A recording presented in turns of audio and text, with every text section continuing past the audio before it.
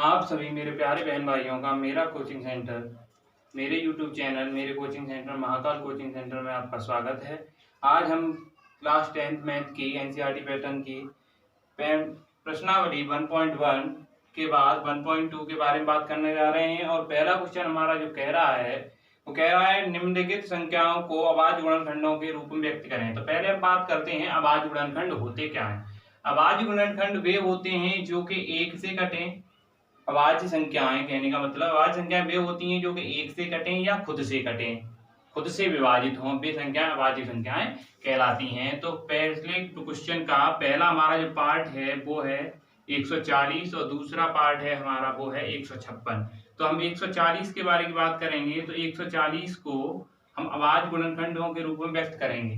तो 2 से काटेंगे तो 70 बार कटेगा, 2 से काटेंगे 35 बार कटेगा, 2 से जब काटेंगे 2 से नहीं कटेगा अभी, तो अभी कैसे कटेगा 5 से 7 बार और 7 से 1 बार। तो अभी इसे लिखेंगे कैसे। अभाज्य गुणनखंड आए क्या इसके 2 गुणा 2 5 गुणा 7।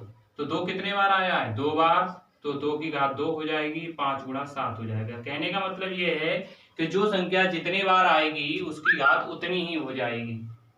2 बार आया है तो 2 की घात 2 हो गई, 5 एक बार है तो 7 एक बार है, मल्टीप्लाई करके गुणनखंड के रूप में लिख देंगे। ऐसी बात करें हम 156 की, तो 156 को हम 2 से काटेंगे तो कितने बार 2 सत्ते 14, 2 अट्ठे 16, 78 बार। 2 से काटेंगे 39 बार, 2 तिया 6, 2 निम्न 18, 13 तिया 39 और 13 एकम 13। तो ये कितना आएगा 2 गुणा 2 3 गुणा 13। 2 कितने बार आया है हमारा 1 और 2 बार आया है, तो 2 की पावर 2 गुणा 3 गुणा 13। ये अभाज्य गुणनखंड हो गए। एक बार फिर समझेंगे कि उन संख्याओं को हमें अभाज्य गुणनखंड के रूप में व्यक्त करना है। तो पहले उसे 2 से काटेंगे, 2 के बाद फिर 2 से काटेंगे, फिर 2 के बाद 5 से कटाए, 5 से 7 से कटाए, 7 से, क्योंकि 2 1 से कटता है या खुद से कटता है, 5 1 से कटता है या खुद से कटता है, या 7 1 से कटता है या खुद से कटता है। तो ये कौन सी संख्या है अभाज्य गुणनखंड है, उन्हें हमने अभाज्य गुणनखंड के रूप में लिख दिया है। अब हम क्वेश्चन नंबर 2 के बारे में बात करते हैं।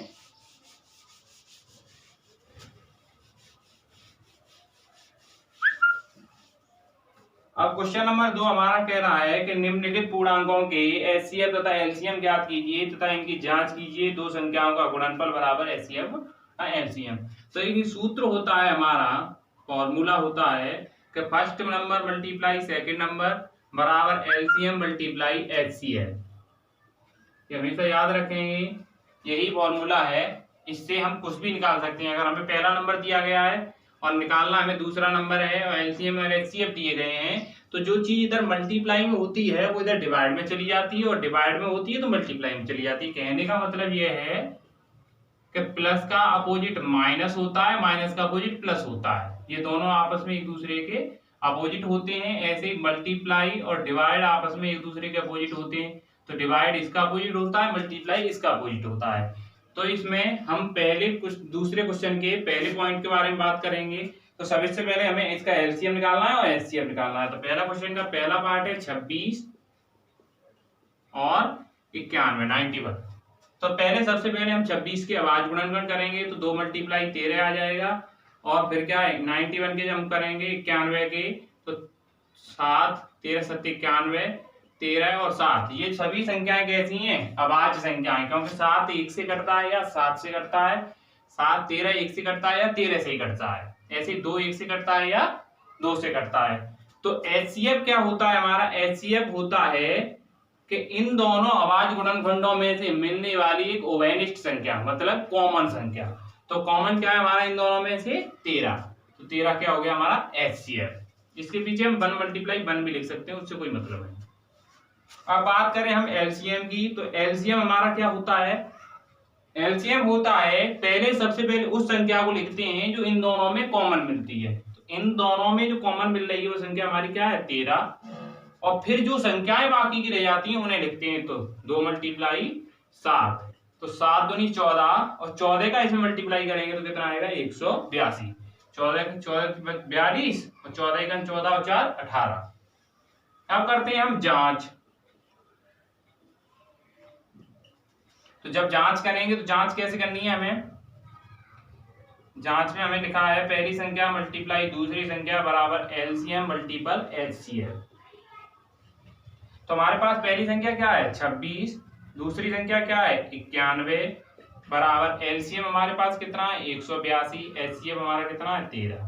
जब इन दोनों का मल्टीप्लाई करेंगे, हम यहाँ पे कर लेते हैं 26 और 91 का, तो एक का पढ़ा 6 बार पढ़ेंगे 6 आएगा, एक का पढ़ा 2 बार पढ़ेंगे 2 आएगा। यहाँ मल्टीप्लाई के साइन लाएंगे 9 6 54 और 9 दूनी 18, 18 और 5 23, जोड़ देंगे 6 आएगा, यहाँ पे 6 आएगा, यहाँ 3 आएगा, यहाँ 2 आएगा, तो हमारा ये कितना प्राप्त होगा हमें 23 66।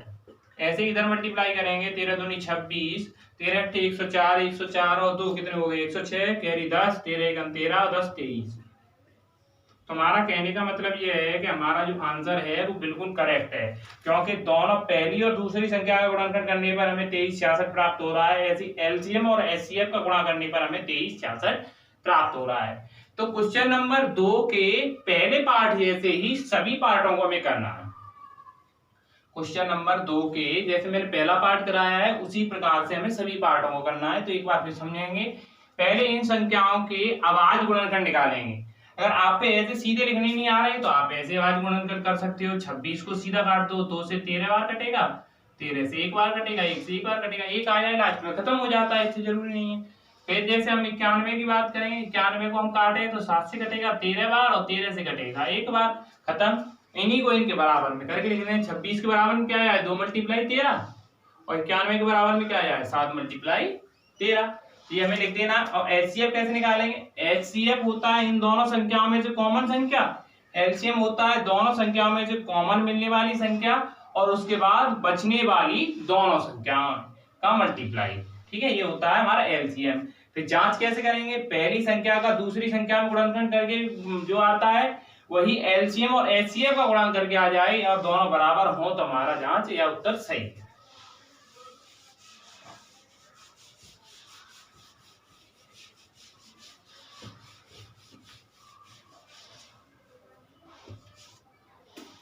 अब हम क्वेश्चन नंबर 3 के बारे में बात करेंगे। अभाज्य गुणनखंड विधि द्वारा निम्नलिखित पूर्णांकों के एलसीएम तथा एचसीएफ ज्ञात कीजिए। तीसरे क्वेश्चन में हमें एचसीएफ और एलसीएम ज्ञात करने हैं, केवल जांच नहीं करनी। तो सबसे पहला जो क्वेश्चन 3 का पहला पार्ट है मैं वही बताऊंगा और उसी के तरीके से सभी कर लेने हैं हमें। तो 12 के सबसे पहले अभाज्य गुणनखंड निकालेंगे। 12 संख्या दी गई है, एक 15 दिया गया है, एक 21 दिया गया है, तो सभी के पहले अभाज्य गुणनखंड लिखेंगे। तो इसके क्या आएंगे 2 मल्टीप्लाई 3, 3 दूनी 6, 6 दूनी 12। ऐसे इसके 3 गुणा 5, 5 तिया 15। इसके क्या आएंगे 3 गुणा 7, 7 तिया 21। ये इसके अभाज्य गुणनखंड हो गए। अभाज्य गुणनखंड निकालने के बाद हमें निकालना क्या है सबसे पहले एचसीएफ। तो एचसीएफ हमारा क्या होता है, मैंने बताया है कि दी गई संख्याओं के अभाज्य गुणनखंडों में से, दी गई संख्याओं के अभाज्य गुणनखंडों में से जो संख्या हमें कॉमन मिलती है उसे हम एचसीएफ कहते हैं। तो कॉमन मिलने वाली संख्या क्या है, यहाँ पर भी 3 है, यहाँ पर भी 3 है, यहाँ पर भी 3 है, तो हमारा एचसीएफ क्या हो जाएगा 3। एक बार फिर देखेंगे 3 दूनी 6, 6 दूनी 12, 5 तिया 15, 7 तिया 21। ये हो गया हमारा एचसीएफ। एलसीएम क्या होगा हमारा, एलसीएम मैंने अभी बताया था कि जो संख्या हमें कॉमन मिलती है सबसे पहले उसे लिखते हैं। तो कॉमन क्या है हमारी 3 और बची हुई संख्या को लिखते हैं। ऊपर कितनी बची है 2 और 2, 2 और 2 का गुणा करके हमने सीधे लिख दिया 4, फिर बचा 5, फिर बचा 7। तो 4 पंजे 20 गुणा 7 तिया 21। सिंपल तरीका है जल्दी जल्दी करने का। तो इन दोनों का मल्टीप्लाई करेंगे 0 और 21 दूनी 42। यही हमारा आंसर शीट में भी दे रहा है। तो तीसरे क्वेश्चन में हम पे एचसीएफ और एलसीएम फाइंड कराना था। तो तीसरे का पहला पार्ट में संख्याएं दी गई थी 12, 15 और 21। तो सबसे पहले हम इनके अभाज्य गुणनखंड करेंगे। तो इसके अभाज्य गुणनखंड आए 2 गुणा 2 गुणा 3, 3 दूनी 6, 6 दूनी 12। ये वो संख्याएं जो या तो खुद से कटती हैं या 1 से कटती हैं। अभाज्य संख्याएं मतलब कहने का मतलब प्राइम नंबर। 15 में 3 और 5, 3 3 से कटता है या 1 से कटता है, 5 5 से कटता है या 1 से कटता है। ऐसे 21 में किए। एचसीएफ क्या होता है, इन तीनों संख्याओं में से मिलने वाली कॉमन संख्या। एलसीएम क्या होता है, जो संख्या कॉमन होती है उसे पहले लिखते हैं, बाकी की बची हुई सभी संख्याओं को लिखने के बाद मल्टीप्लाई कर देना ही एलसीएम कहलाता है। अब बात करते हैं हम क्वेश्चन नंबर 4 की। तीसरे के सभी पार्टों को इसी प्रकार कर लेना है। क्वेश्चन नंबर 4 है। क्वेश्चन नंबर 4 लिखा हुआ है कि एचसीएफ और ब्रैकेट में वो दो संख्याएं दी गई हैं जिनका ये एचसीएफ दिया गया है। तो दो संख्या कौन कौन सी, 306 और 657 बराबर 9 दिया है। कितना दिया है, 9 दिया है। हमें इसका एलसीएम निकालना है 306 और 657 का। ज्ञात कीजिए।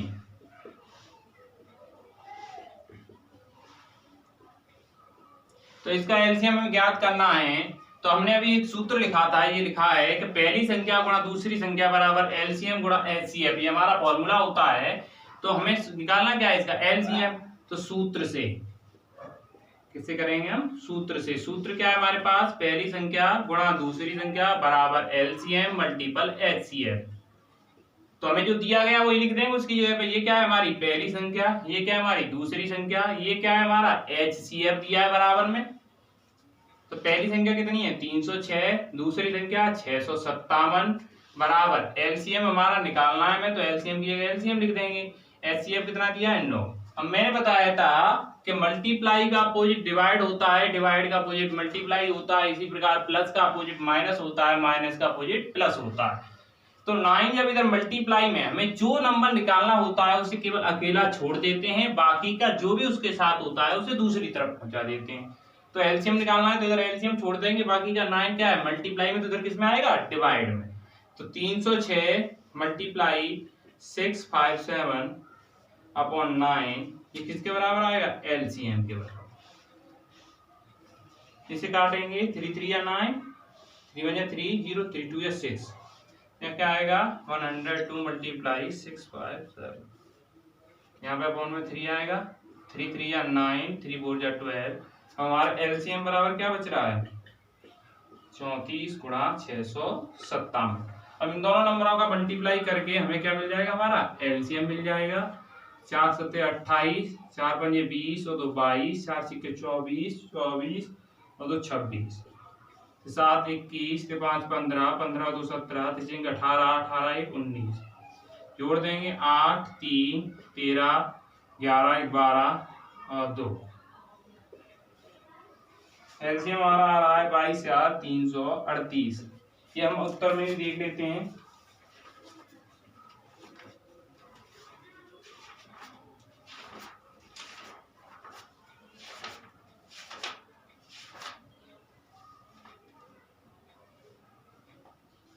बाईस 338 करेक्ट हमारा आंसर आ रहा है। यही हमें 22,338 दिया गया है। पांचवा जो क्वेश्चन है आपका, पांचवा क्वेश्चन में थोड़ी भाषा है, इस क्वेश्चन को हम कल करा देंगे, भाषा लिखनी है। अब हम बात करते हैं अपने क्वेश्चन नंबर 6 की। क्वेश्चन नंबर 6, क्वेश्चन नंबर 6 में दिया गया है कि व्याख्या कीजिए, व्याख्या कीजिए कि 7 गुणा 11 गुणा 13 प्लस 13 और 7 गुणा 6 गुणा 5 गुणा 4 गुणा 3 गुणा 2 गुणा 1 प्लस 5 भाज्य संख्या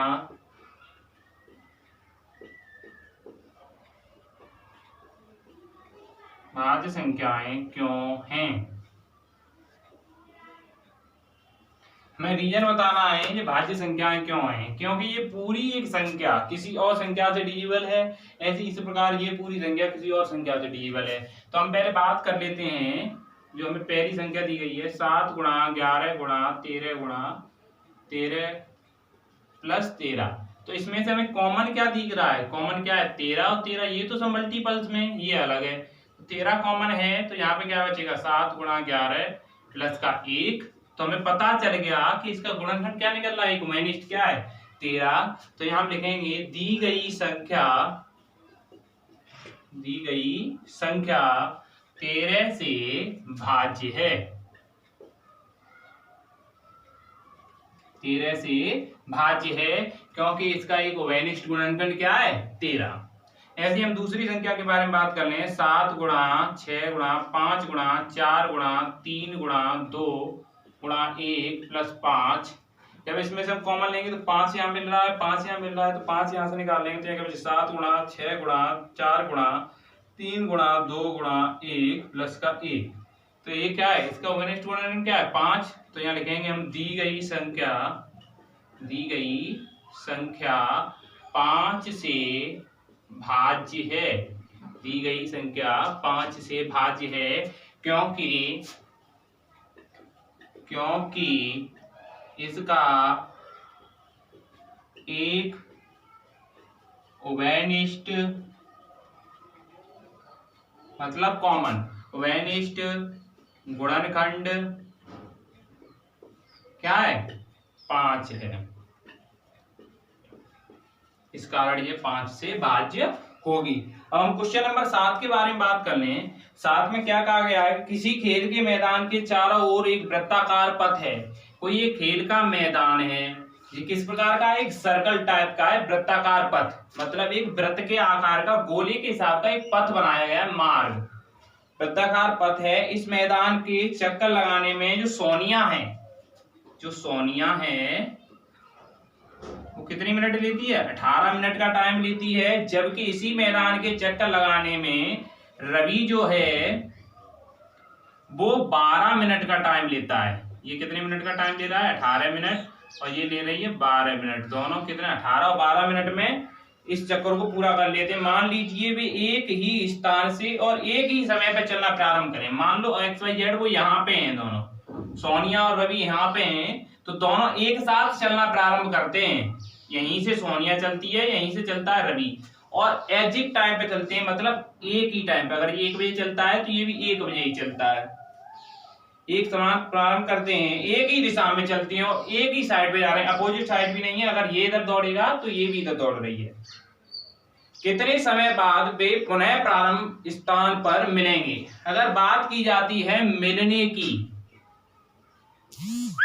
कितने समय बाद मिलेंगे, तो क्या करेंगे, हम इन दोनों संख्याओं का एलसीएम निकाल देंगे। तो 18 के अभाज्य गुणनखंड क्या होंगे, 2 गुणा 3 गुणा 3, 3 त्रिक 9, 9 दूनी 18। इसी प्रकार 12 के हम गुणनखंड निकालेंगे तो 2 गुणा 3, 2 गुणा 2 गुणा 3, 3 दूनी 6, 6 दूनी 12। एलसीएम क्या आएगा, मैंने एलसीएम बताया है आपको कि सबसे पहले जो कॉमन होता है उसे ढूंढते हैं। तो 2 यहाँ कॉमन है, 3 यहाँ कॉमन है, तो 2 गुणा 3 बचा क्या, 3 गुणा 2, जो बची है उन्हें संख्या को लिख लेंगे। 3 दूनी 6, 6 दूनी 12 और 12 तिया 36। 36 मिनट बाद वो पुनः मिलेंगे। कितने मिनट बाद मिलेंगे, वो 36 मिनट के बाद वो पुनः मिलेंगे। इसी के साथ हमारी एक्सरसाइज 1.2 खत्म होती है। हमारे coaching centre Mahakal coaching centre को लाइक शेयर सब्सक्राइब।